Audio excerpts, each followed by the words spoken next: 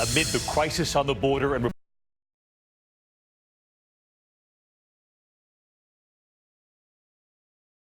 just 2 months on the job, and tonight the president saying, "I don't think I've ever spoken to him."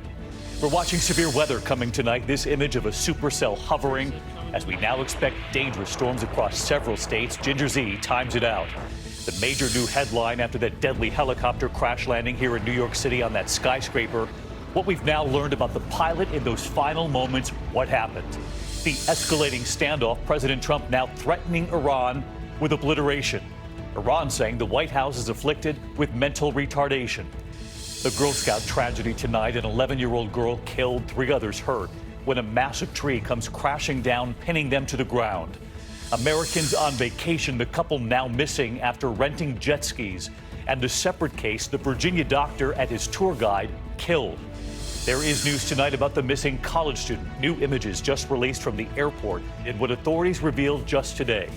The new health headline tonight about prescription drugs and dementia. And America Strong tonight, the Iraq War veteran and what he did to save his platoon. This is ABC World News Tonight with David Muir. Good evening. It's great to have you with us here on a Tuesday night. And we begin tonight with that sudden resignation of America's acting border chief after just 2 months on the job. John Sanders has now resigned. Tonight, the president saying he doesn't think he ever spoke to him. And this all comes amid the reports of hundreds of migrant children living in awful conditions at a facility in Clint, Texas. Sources telling ABC News tonight Sanders' departure has, quote, nothing to do with what was uncovered involving those children. ABC's chief national correspondent Matt Gutman leading us off. Tonight, amid headlines of horrific conditions for those 300 migrant children moved from that Texas facility, now that stunning resignation. The president distancing himself from John Sanders, the CBP commissioner he appointed in April. I don't think I've ever spoken to him, actually. No, we have some very good people running it. Sources tell ABC News Sanders' resignation had nothing to do with revelations that the Border Patrol housed migrant children in Texas in conditions human rights lawyers who recently visited the facility likened to torture facilities. A Border Patrol station in Clint, Texas, reportedly denied about 300 children soap and toothpaste, according to lawyers who went inside and spoke with them. The children were found filthy and sleeping on the concrete floor with only Mylar sheets. The CBP has denied most of the allegations, and while the agency said earlier this week it removed 250 children, overnight we learned about 100 more were transferred there. The CBP saying the overcrowding was the problem. That outgoing border chief, John Sanders, recently railing at facilities just like Clint. Children should not have to sleep on the ground, huddled under Mylar blankets. This is the United States of America. We can and we must do better as a country. There are currently about 13,500 children in U.S. custody. One reason Congress is now debating a $4.5 billion emergency funding bill. Hopefully today, they'll be passing the bill. It's a humane bill, and that's what we want. It's all about humanity. It's about helping children. All this as this graphic video is now emerging. A gut-wrenching reminder of the perils migrants face. Mexican authorities say this father and his 23-month-old daughter drowned in the Rio Grande near Brownsville, Texas. The father reportedly putting his daughter on the U.S. side of the riverbank, and when he went to ferry the girl's mother across too, the toddler jumped after him. He reportedly tried to rescue her, stuffing her in his shirt, but it's believed they were both swept away.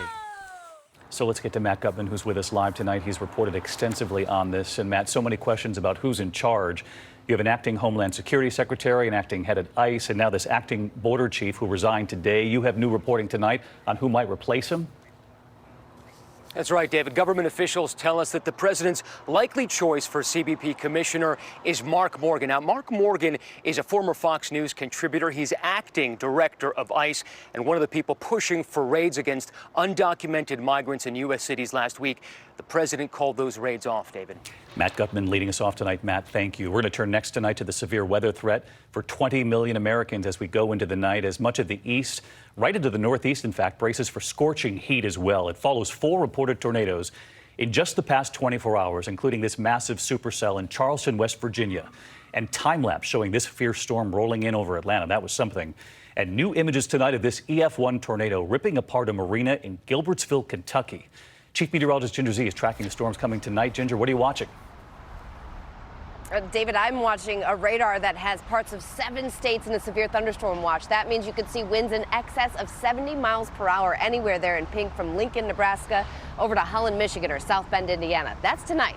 Then we watch the jet stream bubble north, almost to Canada and beyond. That means a big ridge, a lot of heat. Philadelphia could see 95 by Friday. New York City could see our first 90 of the season tomorrow. If we do that, it's been the longest stretch in 5 years that we've waited to hit 90, David. All right, Ginger Z with us tonight. Ginger, thank you. There is new reporting tonight after that deadly helicopter crash landing in New York City. Of course, you'll remember the chopper seen flying erratically in bad weather that night before slamming onto the top of a high-rise in Midtown Manhattan, not far from Times Square or from Trump Tower. Tonight, the new report on the calls the pilot made in those final moments. We now know what happened, and here's ABC's Ariel Reshef. Tonight, preliminary findings from the NTSB indicating the pilot was lost before that fatal helicopter crash atop a Manhattan skyscraper earlier this month. The final minutes of the doomed flight captured by witnesses on the ground. 58-year-old pilot Tim McCormick seen here dipping erratically in and out of the clouds. Before taking off, McCormick mentioning to heliport staff he saw a 20-minute window to make it out due to bad weather. But about 5 to 7 minutes after departure, officials say McCormick made a request to return to the heliport and then radioed that he did not know where he was. Authorities say he did not report any mechanical issues. This pilot was not certified to fly in instrument conditions, was not certified to fly in clouds, nor had he filed the appropriate flight plan. The helicopter ultimately slamming into the roof of a 54-story Midtown building, killing McCormick and forcing a mass evacuation. No one else was hurt. David, the aircraft was significantly damaged in that crash, but the NTSB does not report any mechanical issues in their investigation so far. David? Ariel Reshef with us tonight as well. Thank you, Ariel. And next this evening, the escalating standoff between the U.S. and Iran. President Trump threatening Iran now with obliteration. And Iran's president saying the time to negotiate is over, calling the White House, quote, afflicted by mental retardation. ABC senior national correspondent Terry Moran is at the White House tonight. Amid escalating threats and talk of war, the commander-in-chief was asked in the Oval Office, do you have an exit strategy for Iran if war does break out? You're not going to need an exit strategy. I don't need exit strategies. The president's swagger comes on a day of furious back and forth between Washington and Tehran. Iranian President Hassan Rouhani defiant, rejecting any talks with the U.S. The White House is afflicted by mental retardation and does not know what to do, he said.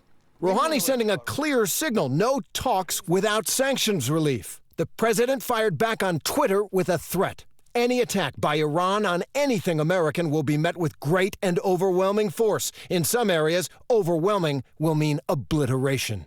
But later, Trump once again held out an offer to negotiate. Their country's not doing well economically at all. That can be changed very quickly, very easily. So let's get to Terry Moran with us live tonight from the White House. And Terry, there's word tonight of someone new who will be fielding tough questions for the president, likely on Iran and other issues. But she's familiar with the White House. She is, David. Succeeding Sarah Sanders, Stephanie Grisham. She is a longtime member of the Trump team, having joined the campaign back in 2015. She's been serving in the White House as First Lady Melania Trump's press secretary, was the first lady who tweeted out her appointment as press secretary, suggesting in that tweet she'll serve in both capacities. She's also been named communications director, expanding her power as she's tough and loyal, just like her predecessor. David? Terry Moran tonight. Thank you, Terry. Next tonight, President Trump is now reacting to a new allegation of sexual assault. This New York City woman, a well-known columnist, claiming it happened in a department store dressing room 23 years ago. The president saying she's not his type. He denies it ever happened. And here's ABC's chief national affairs correspondent Tom Llamas tonight.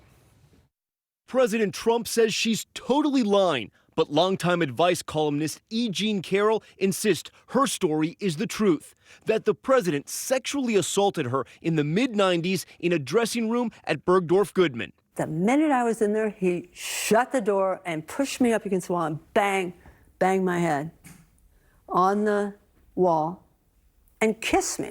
It was so shocking. He put his shoulder against me to hold me against the wall.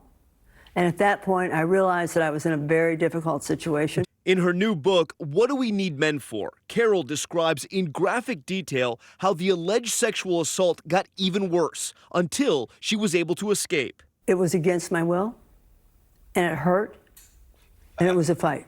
President Trump first said he didn't even know Carol, though she did give us this photo of the two meeting in the late 80s. Standing with my coat on in a line. Give me a break.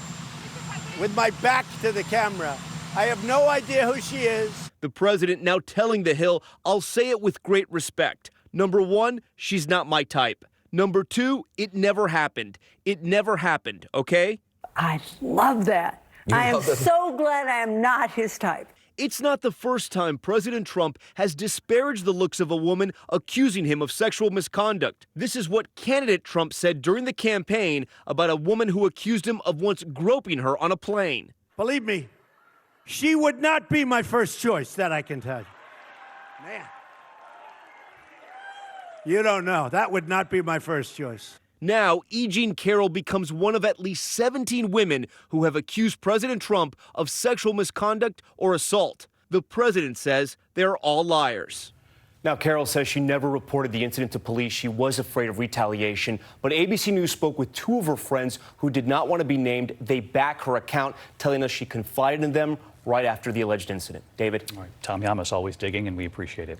In other news tonight, to the Girl Scouts camping tragedy that took the life of a Girl Scout. 11-year-old Isabel Meyer dying when a massive tree came down. In fact, a number of other Girl Scouts were hurt when they were all pinned. The county sheriff fighting back tears. And here's ABC's Eva Pilgrim. Tonight, a family and community mourning the death of 11-year-old Isabel Meyer after a freak accident at this Girl Scout camp in southwest Indiana.